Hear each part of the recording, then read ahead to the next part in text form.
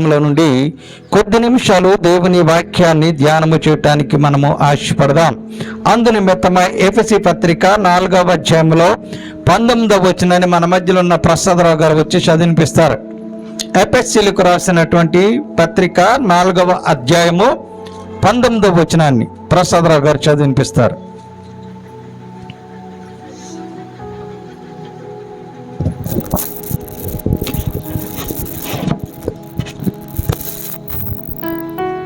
ఈ దినంలోకి ఏర్పాటు చేయబడిన దేవుని పాఠ్యాంశము 4వ అధ్యాయము 19వ వచనం.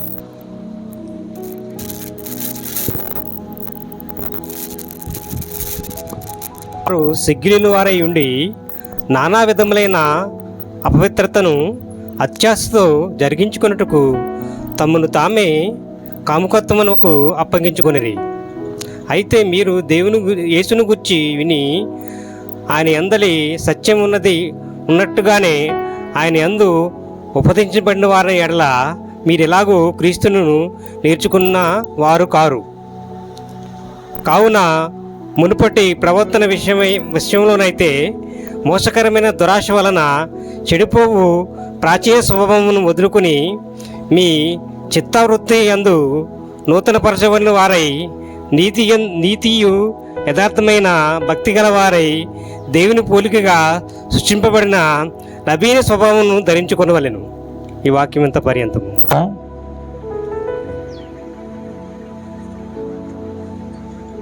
లోతుగా విశ్లేషించుకున్నప్పుడు ఒక విషయం మనకి తేటతెల్లమవుతూ ఉన్నది.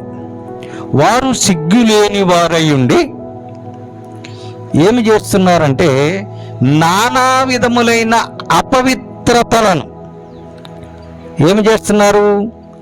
అత్యాశతో చేస్తున్నారట. ఏం చేస్తున్నారండి? ఏం చేస్తున్నారు వీరు? నానా విధములైన అపవిత్రమైన పనులను సిగ్గు లేకుండా అత్యాశతో చేస్తున్నారట. ఎలా చేస్తున్నారంటే అత్యాశతో, ఆశతో కాదు, ఆశ కంటే సూపర్లేటివ్ డిగ్రీతో, అంటే అత్యాశతో చేస్తూ ఉన్నారు. ఏం చేస్తున్నారు వీరు అంటే ఎఫెసీ సంఘానికి పౌలు గారు రాస్తూ మాట్లాడిన మాట. ఏం చేస్తున్నారు వీరు? సిగ్గు లేకుండా ఏం చేస్తున్నారు వీరు? నానా విధములైన అపవిత్రములైన పనులు చేస్తున్నారు.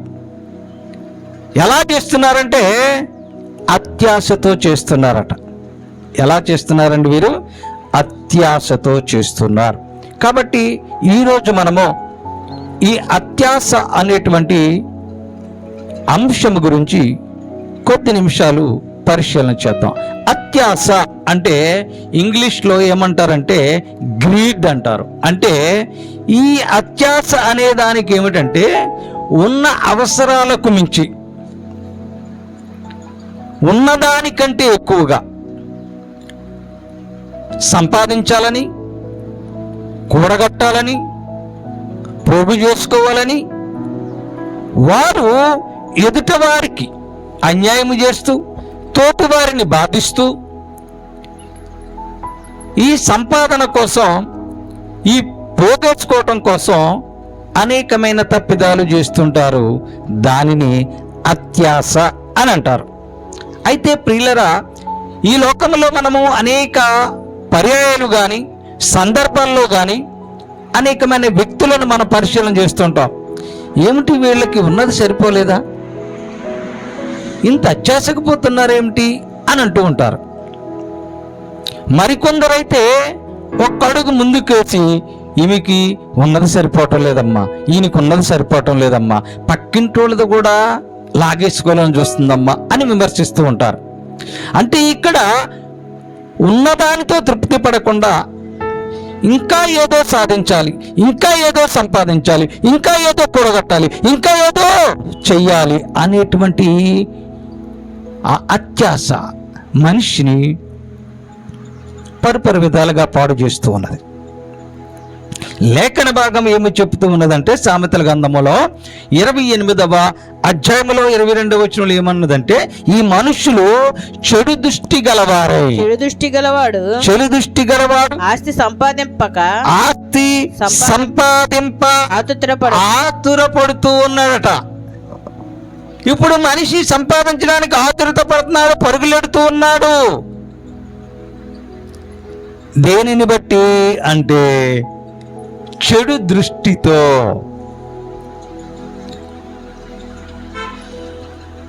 నీ ఇంటిలో నీవెప్పుడు కూడా 1,00,000 రూపాయలు చూడని వారు 2 లక్షలు ఇంటిలో చూసేసరికి ఆనందముతో సంతోషంతో ఉండాలి. నాకు 2 లక్షలు వచ్చినాయి, నేను 1 కోటి సంపాదించాలి అనేటువంటి అత్యాశకు పోతూ ఉన్నారు. సైకిల్ కూడా లేని వారికి స్కూటర్ దొరికితే ఆనందపడాలి, తృప్తి పడాలి. నేను కారు కొనాలి. ఎంత కారు తెలుసా? 1 కోటి రూపాయల కారు కొనాలి. అత్యాశ పడుతూ ఉన్నాడు. దేనిని బట్టి అని అంటే చెడు దృష్టి గలవాడు ఆస్తి సంపాదించడానికి ఆతురత పడుతున్నాడు.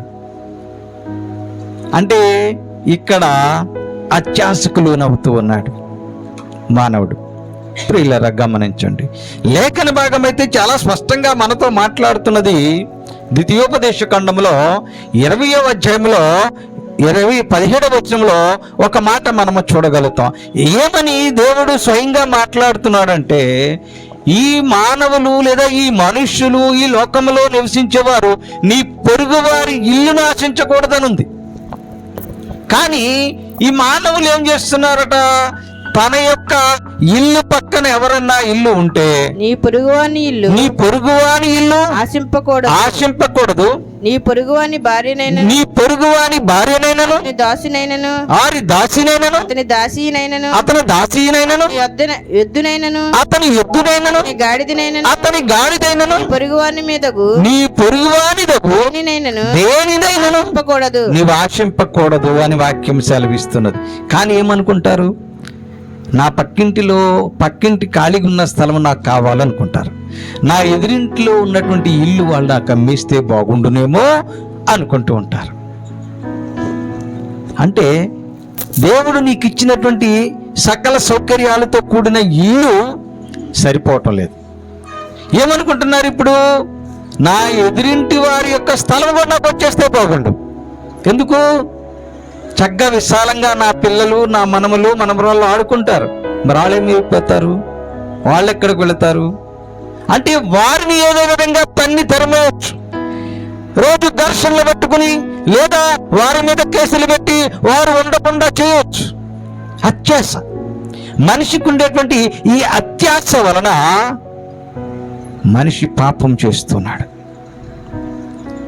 ఎదుటి వారిని ఇబ్బంది పెట్టాలి, ఎదుటి వారిని కష్టపెట్టాలి, ఎదుటి వారికి నష్టం కలిగించాలనేటువంటి ఆలోచనతో ఉంటూ ఉన్నారు. వాక్యం మాత్రం చాలా రూఢిగా స్పష్టంగా చెప్తున్నది, నీ పొరుగువారి ఇల్లుని వాచించకూడదు అని, నీ పొరుగువాని భార్యను ఆశించకూడదని, నీ పొరుగువాని దాసిని గాని దాసి కత్తిని గాని దాసుడిని గాని ఆశించకూడదని, అని పొరుగువారి ఎద్దును గాని నీ పొరుగువారి యొక్క మేకలు గాని నీ పొరుగువారి యొక్క గొర్రెను గాని ఈ పొరుగువారి యొక్క కోడను గాని నీవు ఆశించకూడదు అని వాక్యం చెప్తుంది. కానీ మన కోడి పక్కింటి వాళ్ళ ఇంట్లోకి వెళ్ళిందనుకోండి, అది సౌండ్ చేయకుండా పేక నులిమి చంపేసి ఏకలు తీసుకెళ్లి దూరంగా పారేసి వండేసుకుంటున్నారు. ప్రియులారా ఆలోచించండి, వాక్యమేమో నీ పొరుగువానిది ఏది నీ వాసించొద్దు అంటుంది. కానీ ఈయనకి అత్యాశ. ఆదివారం నాడు మార్కెట్కి వెళ్ళి చికెన్ తెచ్చుకుంటే 200 అయిపోతుంది. ఇప్పుడు చికెన్ రేటు పెరిగిపోయిందట. కాబట్టి ఇప్పుడు ఏం చేయాలి? పొరుగువాని కోడిని కామ్గా కప్పెట్టేసి కోసుకు తినేయాలి. పగలైతే మళ్ళీ ఎవరన్నా చూస్తారేమని రాత్రులు ఆ కోడి మేడ విరిసేసి ఏకలు పీకేసి దూరంగా పారేసి. ప్రియులారా, ఇది కల్పనా కథ కాదు, వాస్తవ పరిస్థితులు. పాస్టర్ గారు కోడినే చేశారు అలాగా. అంటే ఇప్పుడు వీళ్ళకి ఏమొచ్చిందంటే అత్యాశ వచ్చింది. వాక్యం అయితే మాత్రం స్పష్టంగా రూఢిగా చెప్పబడుతున్నది, నీ పొరుగు అనేది ఏది ఆశించకూడదు అని. ప్రియమైన సంగమా, ప్రియమైన విశ్వాసులారా, ఇప్పుడు ఈ యొక్క అత్యాశకు మరొక పర్యాయ పదము దురాశ. ఈ అత్యాశ, దురాశ అనేది మనిషిని పరిపరి విధాలుగా పాడు చేస్తున్నది. మానసికంగా, శారీరకంగా కూడా ఈ మనిషి ఈ అత్యాశ, దురాశల చేత తప్పులు చేస్తూ ఉన్నాడు. అలాంటి సందర్భాలను మనము గమనించినప్పుడు ఎవరైతే అత్యాశ పరులు ఉంటారో, ఎవరైతే దురాశ పరులు ఉంటారో వారికి ఏమి జరుగుతుందో అని పరిశుద్ధ లేఖన భాగం హెచ్చరిక చేస్తూ ఉన్నది. 1 తిమోతి పత్రికలో 6వ అధ్యాయంలో 9వ వచనంలో చాలా స్పష్టంగా హెచ్చరిక చేస్తూ ఉన్నది. ఏమిటి అంటే, ఎవరైతే ఈ మానవులు అత్యాశ చేత, దురాశ చేత చేసే తప్పుల వలన వారికి ఏమి జరగబోతూ ఉన్నదో, ధనవంతులగుటకు అపేక్షించువారు శోధనలోను ఉరిలోను అవివేక యుక్తములను హానికరములైన అనేక దురాలోచనలతో పడుతురు. అట్టివి మనుషులను నాశనములోను ముంచివేయును. ఈ దురాశ చేత, ఈ అత్యాశ చేత మనుషులు చేసేటువంటి పాపాల వల్ల ఈ మనుషులు ఏమైపోతున్నారంట? నష్టములోనూ నాశనములోనూ పడిపోతారట. కానీ ఆ విషయాన్ని మనము తెలుసు కూడా గ్రహించలేక తప్పు చేస్తూ పాపాలను మూటగట్టుకుంటూ ఉన్నాం. ఏమని రాయబడి ఉన్నది? వారు నష్టములోనూ నాశనంలో పడిపోతారు. ఎందుచేత? వారు అనేకమైన దురాశలతో ఉన్నారట. ఏమనుంది అక్కడ? దురాశలతో ఉన్నారట. కాబట్టి వారు ఏమైపోతారు? ఇప్పుడు ఏమవుతారండి? నాశనములోను నష్టములోను పడిపోతారనుంది. నిజంగా పడిపోతారా? పాస్టర్ గారు ఏదో భయపడతా చెప్తున్నారేమో. ప్రియులారా, గమనించండి. ఈ యేసు కృపా వాక్కు వింటున్న వారు, వీక్షిస్తున్న వారు గమనించండి. నిజముగా దురాశలతో, అత్యాశలతో బ్రతికే మనుషులు నాశనం అయిపోతారా? నష్టాల్లో పడిపోతారా? నిజమేనా అని వాక్యము తెలియపరుస్తూ ఉన్నది.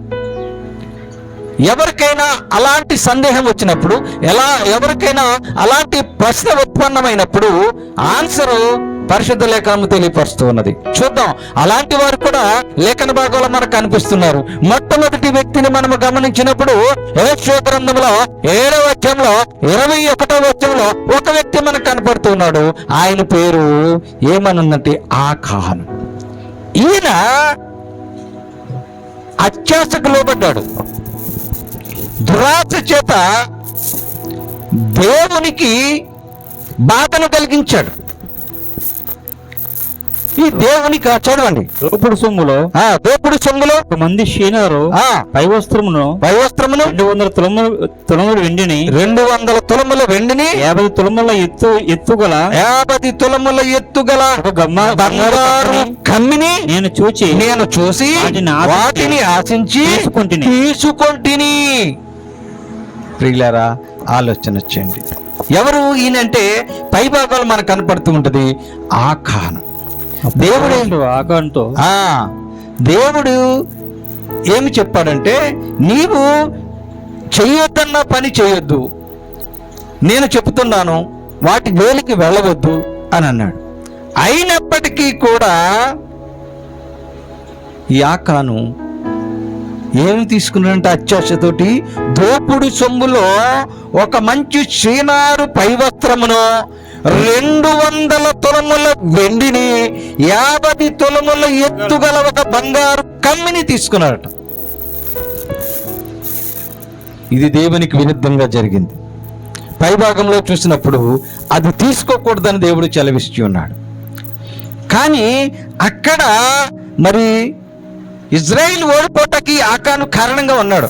ఎందుకనంటే 100 మంది యుద్ధానికి వెళ్ళారు కానీ అందరూ ఓడిపోతున్నారు. కారణం ఏమిటంటే దేవునికి కోపం వచ్చింది. నేను చేయొద్దన్న పని చేశారు వీళ్ళు కనుక ఇజ్రాయేలును ఓడించడానికి దేవుడు మొగ్గు చూపాడు. యెహోషువ ఏడుస్తూ మరి ప్రార్థన చేస్తున్నాడు. ఏమిటయ్యా ఇది? మేము ఎందుకు ఓడిపోతున్నామయ్యా, మా పరిస్థితి ఏమిటయ్యా అని చెప్పి ఏడుస్తున్నాడు. చివరికి ఎందుకు ఇలా జరిగింది అని అంటే ఆకాను చేసినటువంటి దురాశ చేత, అత్యాశ చేత చేసినటువంటి ఈ కారణం వలన ఇజ్రాయేలు ఓడిపోయారు.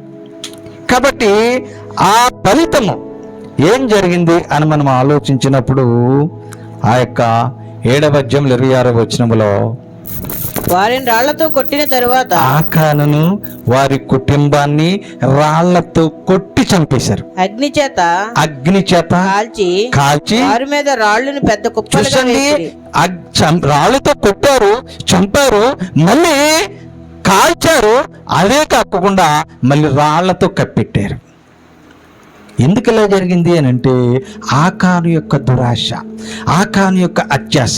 ఈ కారణం చేత దేవుడు ఆకానుడి మరణముకు అప్పగించాడు. మనం ఇప్పుడు చెప్పండి, దేవుడు సెలవిచ్చిన వాక్యము మొదటి తిమోతి పత్రికలో 6వ అధ్యాయంలో 9వ వచనంలో ధనవంతులకు అటొక ఆపేక్షించు వారు శోధనలోను ఉరిలోను పడిపోతారు. అంతేకాదు ఏమవుతారంట, అట్టి మనుష్యులు నష్టములోను నాశనంలో పడిపోతారు. ఇప్పుడు ఆకాను పడ్డాడా లేదా? ఆకాను చనిపోయాడు. కారణం ఏమిటి? ముసలోడా ఏమన్నా, జబ్బులు వచ్చినా ఏమన్నా? మరి ఎందుకు చనిపోయాడంటే దేవునికి విరుద్ధంగా ఆ బంగారు వెండికి ఆశపడ్డాడు, దురాశ చేత వాటిని దాచుకున్నాడు. ఇంకా లోపల ఆ వాక్యాన్ని క్షుణ్ణంగా చదివినప్పుడు, అయ్యా నేను లోపల ఫలానా చోట దాసాను, వాటిని చూడండి వెళ్ళి అంటాడు. అంటే ఇప్పుడు ఈ దురాశ, ఈ అత్యాశ ఆకాను మరణానికి తెచ్చిపెట్టింది, కొట్టి చంపేశారు. ప్రియమైన సంగమా, ప్రియమైన విశ్వాసులారా, 2వ వ్యక్తిని కూడా మనము పరిశీలన చేద్దాం. 2వ వ్యక్తి ఎవరనంటే రాజులు 2వ గ్రంథంలో 5వ అధ్యాయంలో 20 నుంచి 27 వచనాల్లో మనకి కనిపిస్తున్నటువంటి ఒక వ్యక్తి, ఆయన గెహాజీ. ఈ గెహాజీ ఎవరు అని అంటే ఎలీషాకు శిష్యుడు. ఎలీషా ఎవరు అని అంటే ఆయన ప్రవక్త, ఆయన దైవజనుడు, ఆయన పాస్టర్ గారు. ఇప్పుడు ఆ సిరియా దేశపు రాజు అయినటువంటి ఆ యొక్క నయమానికి కుష్ఠవ్యాధి వచ్చింది, కుష్ఠవ్యాధి వచ్చింది. అయ్యా నాకున్న కుష్ఠవ్యాధి నయం అవటానికి ఈ దేశంలో ఎవరెవరు ఉన్నారో, ఎవరి వల్ల నాకు నయం అవుతుందో చూడండి అని అంటే ఎలీషా పేరు వచ్చింది. ఎలీషాను పిలిపించారు. ఎలీషా చెప్పినట్టు ఆయన కోనేరులో మునిగాడు. మునిగిన వెంటనే చిన్న పిల్లవాని చర్మం వలె ఆయన కుష్ఠవ్యాధి నయమైపోయింది. అప్పుడు ఈ సిరియా రాజుగారు అన్నాడు, అయ్యా మీరు నాకు చేసిన మేలుని బట్టి నేను మీకు కొంత బహుమతి ఇవ్వాలనుకుంటున్నాను అన్నాడు.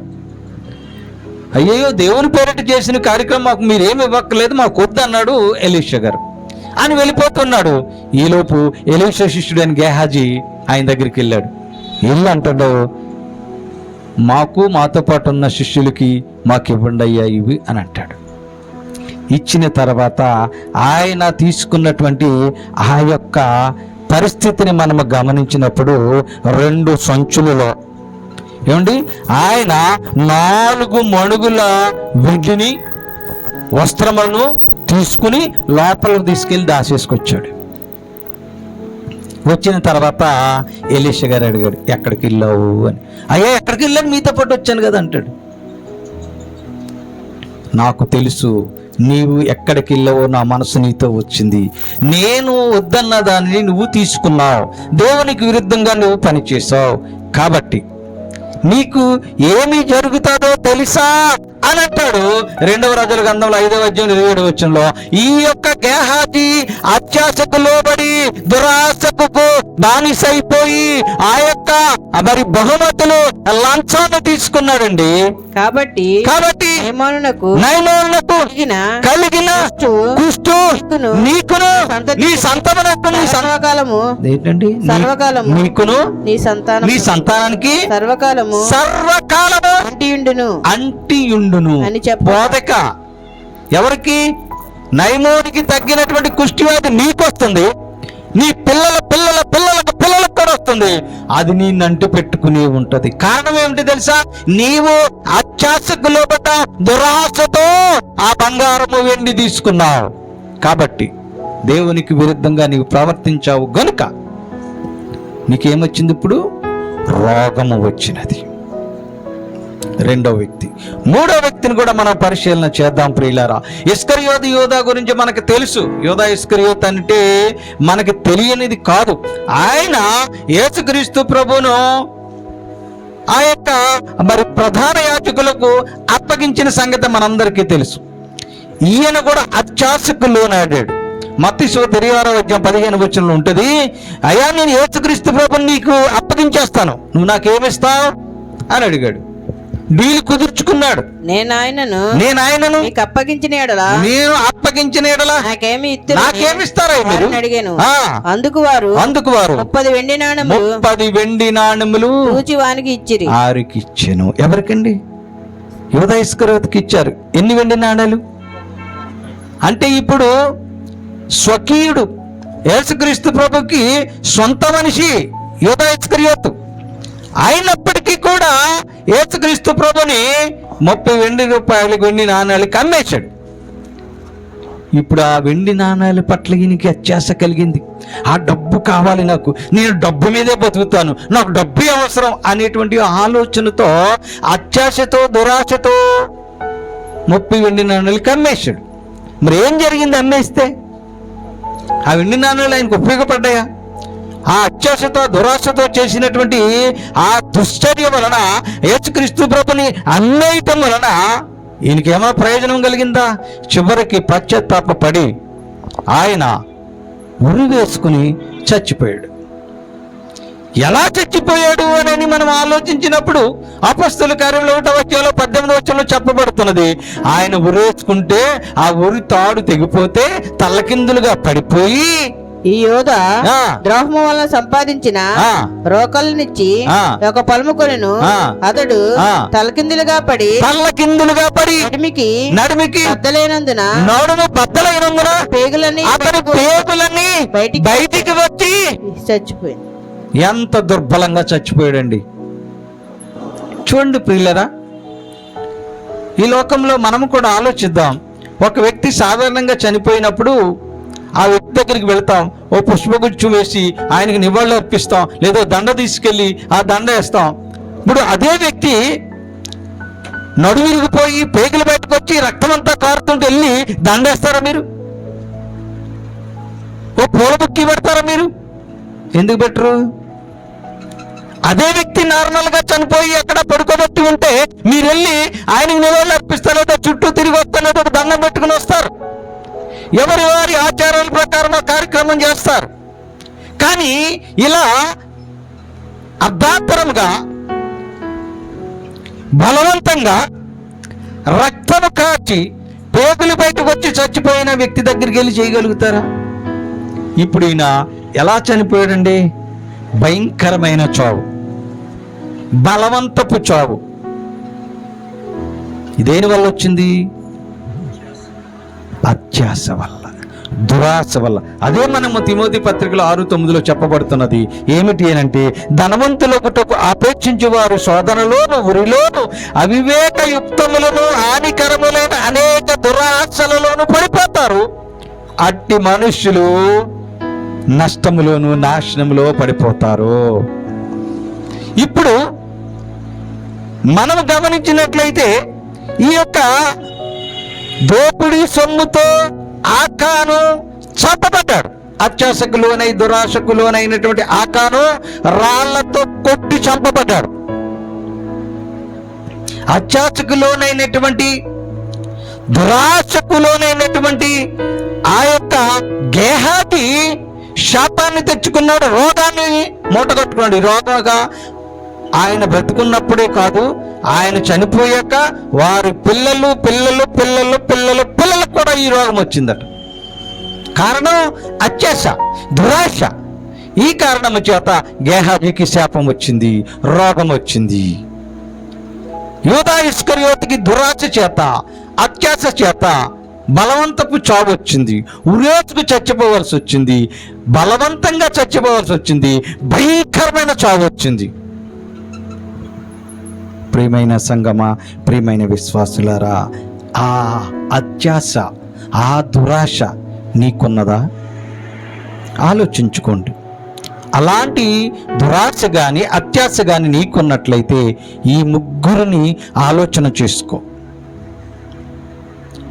ఆయన దైవజనుడికి శిష్యుడిగా ఉన్నాడు గేహాజీ. ఏమైంది పరిస్థితి?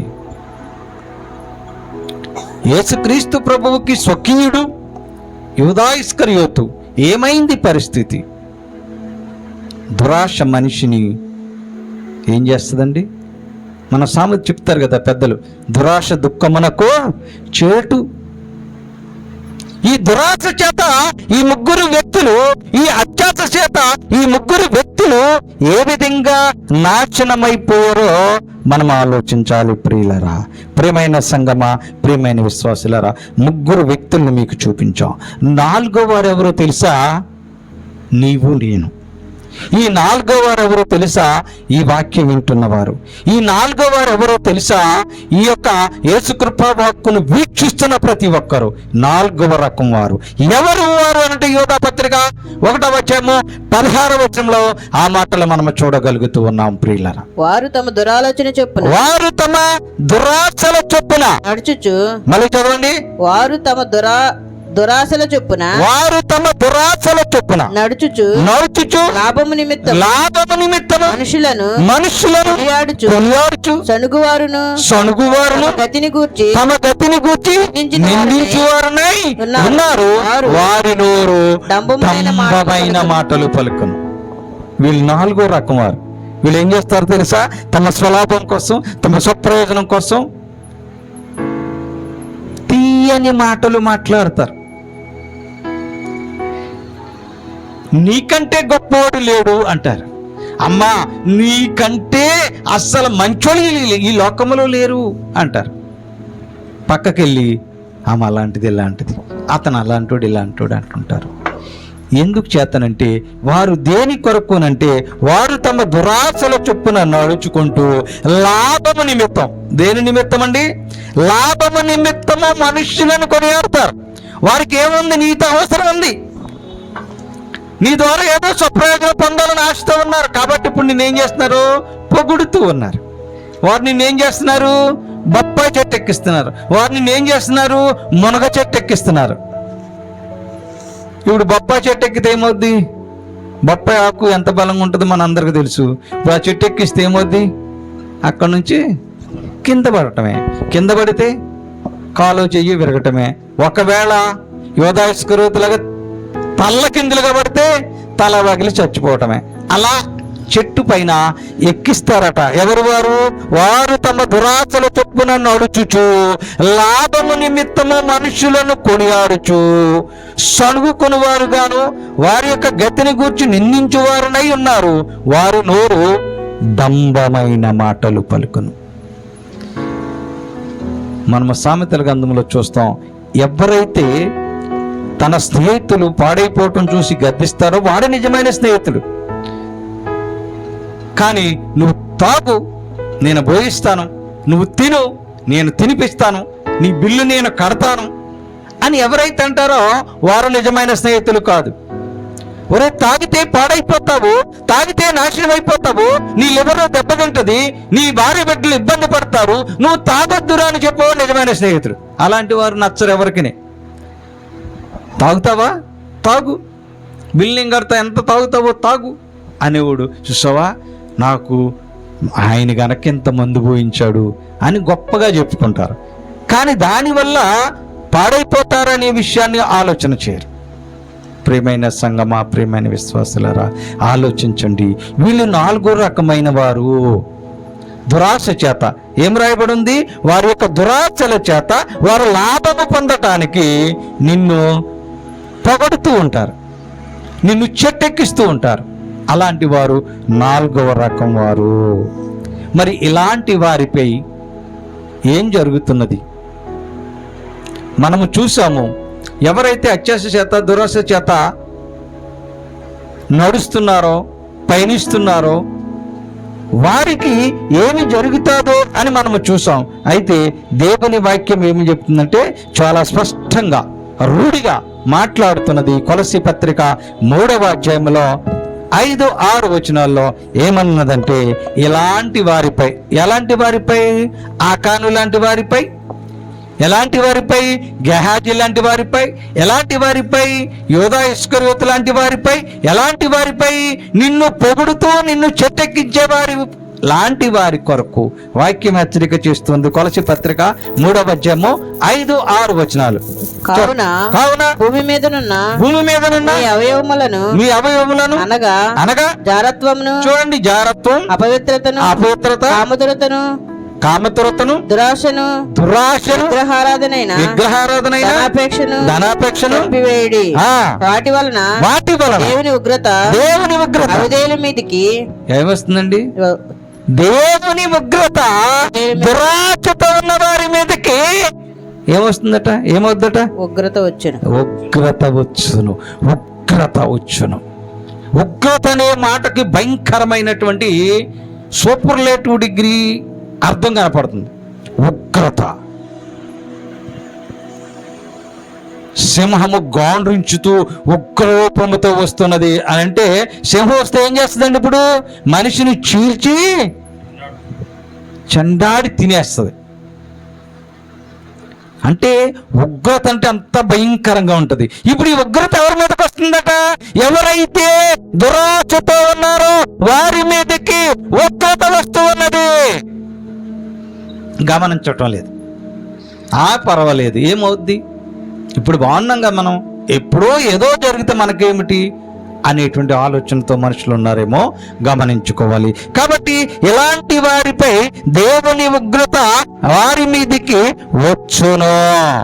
ఎఫెసీ పత్రిక 5:5లో ఏముందంటే, ఇలాంటి అత్యాశపరులకు, ఇలాంటి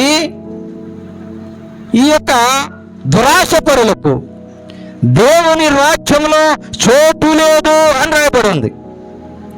వ్యభిచారి అయినను, అపవిత్రుడైనను, విగ్రహారాధికుడైనను, లోబి అయినను, క్రీస్తు యొక్కయు. ఎవరండి లోబి? లోబి అంటే ఎవరో తెలుసా? అత్యాశపరుడు. లోబి అంటే లోభత్వము, అంటే అత్యాశతో కూడిన స్వభావము కలిగిన వాడు. ఈ లోబి చూడండి, క్రీస్తు యొక్కయు దేవుని యొక్కయు రాజ్యమునకు హక్కుదారుడు కానే కాదు. ఎవరు లోబి? ఎవరు? అత్యాశపరుడు, దురాశపరుడు, దేవుని యొక్క రాజ్యమునకు అర్హుడు కాదు. అందుచేతనే అకాలంగా చచ్చిపోయారు ఆకాను గాని, ఇస్కరియోతు యోధా గాని అకారణంగా చనిపోయారు. అర్ధాంతరంగా జీవితాన్ని ముగించాల్సి వచ్చింది. గేహాజీ రోగాన్ని తెచ్చుకున్నాడు. ఆ రోగాన్ని అలా మరి సంస్థానానికి అంతటికి, లేదా వారి యొక్క బిడ్డలకు, మనవలకు, మనమరాలకు కూడా తెచ్చిపెట్టాడు. ఈ దురాశ, ఈ అత్యాశ చేత. ఇలాంటి వారు దేవుని రాజ్యంలో చోటు అడగటానికి అర్హులు కాదు, హక్కుదారుడు అసలే కానే కాదు. కాబట్టి ప్రియమైన సంగమా, ప్రియమైన విశ్వాసులారా, ఇది మీకు తగదు. ఏది మీకు తగదు? అత్యాశతో ఉండుట మీకు తగదు, దురాశతో బ్రతుకుట మీకు తగదు అని వాక్యం మాట్లాడుతున్నది ఎఫెసీ పత్రిక 5:3లో. ఇది పరిశుద్ధులకు తగదు. మేము పరిశుద్ధులం కాదు, పాపాత్ములు అంటే మనం ఎవరు ఏమీ చేయలేం. మేమిలా పాపంలో బతుకుతామండి, ఈ పాపంలోనే జీవిస్తామండి అనుకునే వారిని మనం ఏమీ చేయలేం. అయితే పాపరహితంగా బ్రతకాలనుకున్న వారు ఎవరైతే ఉంటారో, దేవుని రాజ్యంలో చోటు సంపాదించాలని ఎవరైనా ఆశపడతారో వారు ఇట్టివి తగదు. వారికి ఇలాంటివి ఉండకూడదు. ఏముండకూడదు? అత్యాశ ఉండకూడదు, దురాశ ఉండకూడదు. లోబి అత్యాశపరులకు దేవుని యొక్క రాజ్యంలో చోటు లేదు. కాబట్టి ఇది పరిశుద్ధులకు తగదు. ఎఫెసీ పత్రిక 5:3లో ఆ మాటలు మనం చూడగలుగుతూ ఉన్నాం. ఏమనున్నది అక్కడ చదవండి ఒకసారి. ఎఫెసీ పత్రిక 5:3. మీలో జారత్వమే గాని, విధమైన అపవిత్రతయే గాని, లోభత్వమే గాని వీటి పేరైనను ఎత్తకూడదు. ఇదే పరిశుద్ధులకు తగినది. ఇది పరిశుద్ధులకు తగినది కాదు. ఆ పేరు ఎత్తకుండా ఉండటమే మీకు మంచిది. ఏది? లోభత్వము. లోభత్వం అంటే అత్యాశపరుడు, దురాశపరుడు. అలాంటి పేరే ఎత్తకూడదు. అది పరిశుద్ధులకు తగదు. కాబట్టి ప్రియమైన సంగమా, ప్రియమైన విశ్వాసులారా, గేహాజీలాగా దురాశతో అత్యాశతో బ్రతుకుతూ నీ మీదకి, నీ కుటుంబం మీదకి, నీ బిడ్డల మీదకి శాపాన్ని తెచ్చిపెడుతున్నావా, రోగాన్ని తెచ్చిపెడుతున్నావా? అయితే ఆలోచించుకో, మీరు ఎట్టి విధమైనటువంటి లోపానికి దూరంగా ఉండాలి.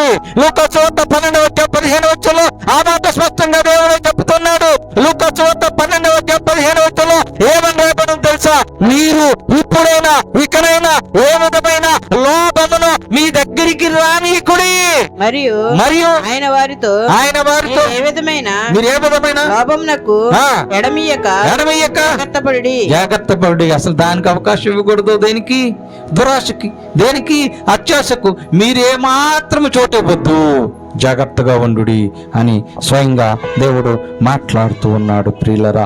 అందుచేతనే ఎఫెసీ పత్రికలో, కొలస్సీ పత్రిక 3:5 అంటుంది, మీరు ఈ యొక్క దురాశకు అత్యాశకు దూరముగా ఉండటమే కాదు గాని అలాంటి ఆలోచన వస్తే చంపివేడు. కావున భూమి మీద మీ అవయవములను అనగా జారత్వమును, అపవిత్రతను, కామతురతను, దురాశను, విగ్రహారాధనైన ధనాపేక్షను చంపివేయుడి. దేన్ని తెలుసా? దురాశను చంపేయాలి. ఒకవేళ నీకు నీ మనసులోకి అలాంటి ఆలోచన వస్తే ఎదుటి వారిని లాగేసుకోవాలి, ఎదుటి వారిని నేను తీసేసుకోవాలి, నేనే బాగుండాలి అనేటువంటి ఏ అయితే అత్యాశ ఉన్నదో, ఏదైతే దురాశ ఉన్నదో అది నీకు ఒకవేళ వస్తే దాన్ని వెంటనే చంపేయాలి. తల్లో పేను కుడుతుంటే ఏం చేస్తారు? బాగా కుట్టంటారా? ఏం చేస్తారు? పేనుని తీసి కుక్కు చంపేస్తారు. దొరకకపోతే ఆ పేనును చంపడానికి మందు రాచేస్తారు. అంతకు ఎక్కువైపోతే తలని తీసేసి శుభ్రమ చేసి మళ్ళీ తలను పెంచుకుంటారు. ఎందుకు?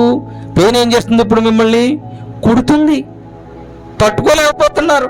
మరి ఈ అత్యాశ దురాశ అనే పేరు నిన్ను కొడుతున్నప్పుడు దాన్ని ఏం చేయాలి? చంపివేయాలి. లేకపోతే ఏమవుద్దో తెలుసా? ఏమవుతుంది? గేహాజీలాగా నీ మీదకి, నీ బిడ్డల మీదకి రోగాలు వస్తాయి. ఆకానులాగా, యోధా ఇస్కరియోతులాగా అర్ధాంతరంగా జీవితాన్ని ముగించాల్సి వస్తుంది. కాబట్టి ప్రియమైన సంగమ, ప్రియమైన విశ్వాసులారా, ఇప్పుడు ఏమి చేయాలంటే మీరు అలాంటి ఆలోచన ఏదైనా ఉన్నట్లయితే, అలాంటి ప్రయత్నం ఏదైనా చేస్తున్నట్లయితే ఎఫెసీ పత్రిక 4:22 చెప్పబడిన రీతిగా దానిని వదిలేయాలి. దేనిని వదిలేయాలి? కావున మునుపటి ప్రవర్తన విషయంలోనైతే మోసకరమైన దురాశ. ఇది ఎలాంటి తెలుసా? దురాశ మోసం చేస్తుంటది, అయిన వాళ్ళు చేస్తుంటది, సొంత వాళ్ళని కూడా మోసం చేస్తుంటది. ఈ దురాశ బంధువులను చేస్తుంటది, స్నేహితులను చేస్తుంటది, పక్క వారిని చేస్తుంటది. ఎందుకు? ఈ దురాశ వల్ల నువ్వు ఎదిగిపోవాలని, ఈ దురాశ వల్ల బాగుపడాలని, ఈ దురాశ వల్ల మేమే బాగుండాలని మనిషి పరిపరి విధాలుగా ఈ పాపాలు చేస్తున్నాడు. కాబట్టి దురాశ వల్ల చెడిపో. చదవండి, దురాశ వలన చెడిపోవు మీ ప్రాచీన స్వభావం వదులుకొని మీ చిత్తవృత్తి యందు, దేవుని చిత్తవృత్తి యందు నూతన పరచబడిన వారైతే యథార్థమైన భక్తి గలవారై, యథార్థమైన భక్తితో దేవుని పోలికగా సృష్టించబడిన నవీన స్వభావాన్ని ధరించుకోవాలి. అంటే పాత స్వభావం, ఈ దురాశతో కూడిన స్వభావం నీకుంటే దాన్ని తీసేయాలి. అత్యాశతో కూడిన స్వభావము ఒకవేళ నీకుంటే ఆ పాత స్వభావాన్ని తీసివేయాలి. ఆ స్వభావాన్ని, ఆ యొక్క దురాశ అత్యాశలతో కూడిన ఆలోచనను చంపివేయాలి. దానికి చోటివ్వకుండా నీవు ఎడంగా ఉండాలి, దుష్టులకు దూరంగా ఉండాలని వాక్యం చెప్తున్నది కదా. అట్టి రీతిగా ఒకవేళ ఆ అత్యాశ దురాశ అనేది నిన్ను ఏలటానికి వస్తున్నప్పుడు దానికి దూరంగా ఉండాలి నువ్వు. ప్రియమైన సంగమా, ఆలోచన చేయండి. దేవుని వాక్యం మనందరితో మాట్లాడుతూ ఉన్నది. ఈ అత్యాశ దురాశ విషయంలో అప్రమత్తంగా ఉండాలి. ఎందుచేతనంటే ఈ అత్యాశ దురాశ నిన్ను ఏలుతున్నప్పుడు, ఈ అత్యాశ దురాశ నీ మనసులోకి వచ్చినప్పుడు, ఈ అత్యాశ దురాశ నీ కుటుంబంలో ఉన్నప్పుడు ఈ ముగ్గురు వ్యక్తుల్లాంటి పరిస్థితులు మనకు కూడా ఎదురవ్వచ్చు. కాబట్టి ఇప్పుడైనా ఇకనైనా ఆలోచన చేయండి. అలాంటి ఆలోచన ఏదైనా ఉన్నట్టయితే దాన్ని తీసివేయండి, దానికి దూరంగా ఉండండి, దాని స్వభావాన్ని వదిలేయండి. గొంగళి పురుగు తన యొక్క స్వభావాన్ని వదిలేసి ఆ నల్లటి స్వభావాన్ని, ఆ దురదొచ్చే స్వభావాన్ని, ఆ యొక్క నల్లని ఎంట్రుకల స్వభావాన్ని వదిలేసి అది చేతాకోక చిలుకలాగా ఎట్టి రీతిగా మారిందో అలాగే మీరు కూడా ఆ దురాశ అత్యాశ అనే స్వభావాన్ని వదిలివేసి నూతన స్వభావాన్ని, దేవుని పోలికగా ఉన్నటువంటి స్వభావాన్ని మీరు ధరించుకుని మీ కుటుంబం మీదకి, మీ బిడ్డల మీదకి ఎలాంటి శాపాలు, రోగాలు రాకోకుండా అందరూ అప్రమత్తంగా ఉండాలని తెలియపరుస్తూ ఈ నా కొద్ది మాటలు ముగిస్తూ ఉన్నాను. దేవుడు ఈ వాక్యమును మనందరి వెనుకడిలో దీవించును గాక. ఆమేన్. మీ అందరికీ నా వందనములు.